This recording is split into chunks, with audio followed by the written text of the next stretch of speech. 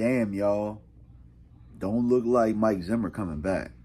And talking to Mike, he's none of these coaching hires interest him.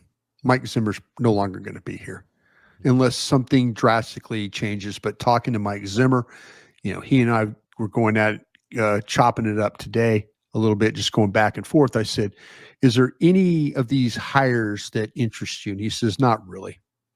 So you're probably going to be looking at a new defensive coordinator. The 23rd of January is not interested in because Mike Zimmer, and rightfully so, has had some success in the National Football League, and he's worked for 6 of the 10 coaches that have ever coached for the Dallas Cowboys, head coaches, and he gets passed over each time, and he can't figure out why.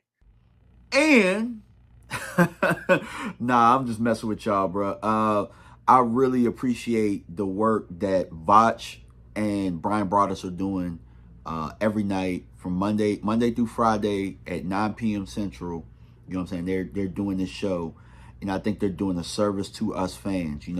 Like they're doing a recap of when they do the draft show, and they're going over prospects and stuff like that. And Bryan being a former scout, I had this discussion with Boss yesterday that, a lot of us Cowboys Nation, we actually are so much into the draft, into these prospects, because of Bryan Broaddus and what he added to the draft show. And I actually told Vosh this yesterday that I'm really proud that you're on the draft show because, like, I feel like when I watch you, it added to the draft show what we've been missing for a long time, which is one of us really, as a fan, you know what I'm saying? Yeah, ball, but as a fan, you're actually up there, as somebody that I watched for a long time that I felt should have been in that building or, should be, respected amongst Cowboys officials.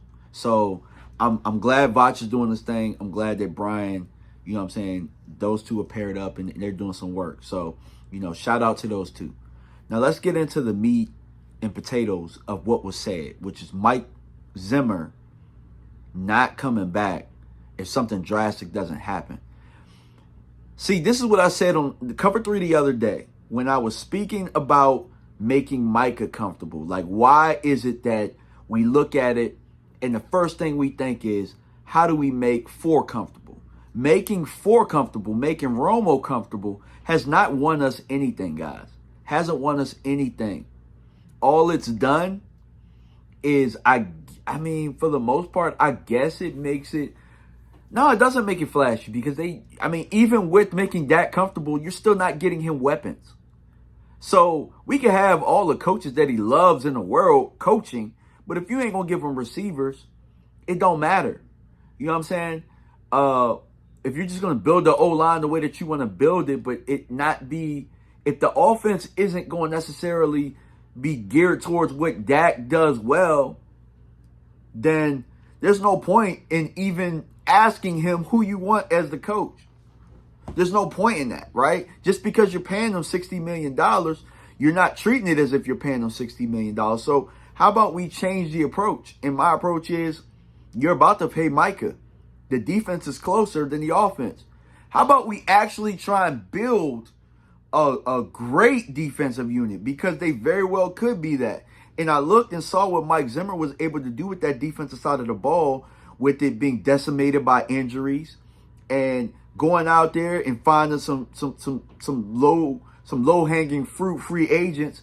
And I just watched this young group grow. Did you guys see DeMarvion Overshown this year and the growth that he took with Mike Zimmer? Now, I know Overshown is probably going to miss half the year next year, but I looked at the leap that he took. I watched Maris Luafau, the leap that he took from week 1 to week 18, and I saw hope. And now you're telling me that hope is being ripped away from me because you guys can't simply just ask Zimmer to do a head coaching interview? There's no way that you shouldn't be interviewing Zimmer as a head coaching candidate. The guy has had success in the league. He's not been chopped liver. We're looking over him for guys that have never coached, have never been a head coach a day in their life. Kellen Moore, never been a head coach.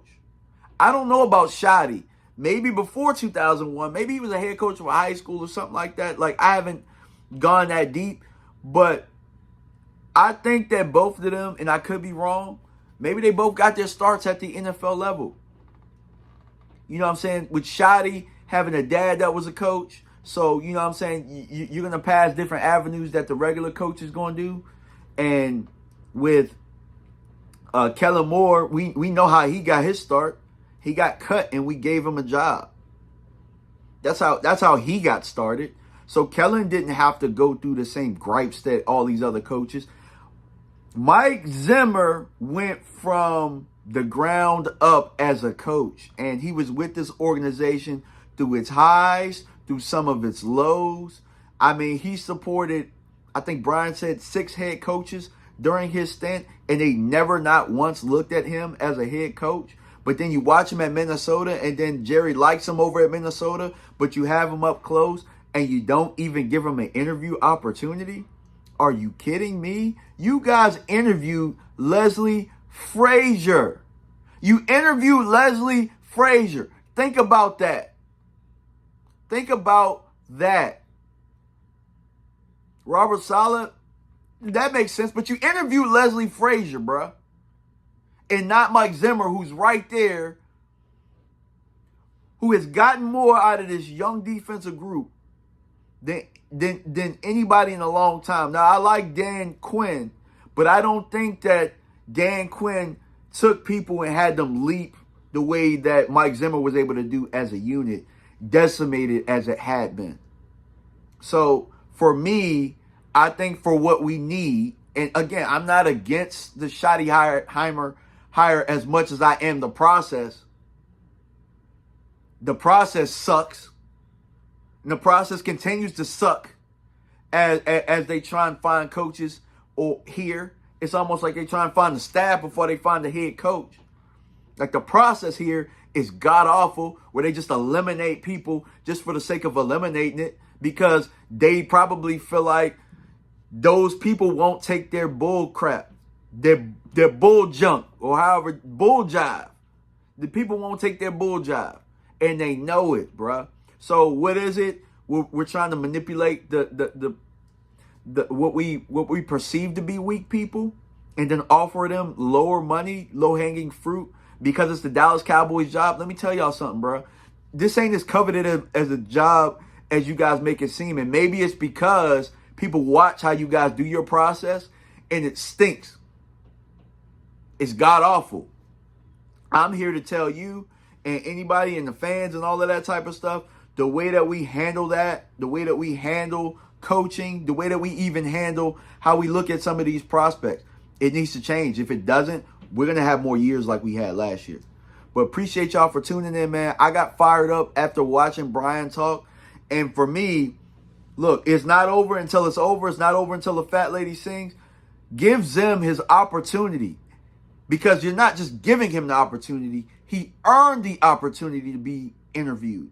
All right? So maybe Zim told Bryan that, so we put it out in the universe, and I'm going to put it out there. Consider Mike Zimmer. And this time last year, I was like, nah, I don't really want it. But after seeing him coach again and being here, and then remembering when he had the guys like Roy Williams and those guys like that in those units, I remembered I loved him then, and it made me fall in love with Mike Zimmer as a coach all over again. So Zimmer should be a candidate. Appreciate y'all for stopping by. We out. Peace. Turn the pressure up. I don't quit. I don't fold under pressure. I'm the best, and I know I'm the best. And you know I'm the best.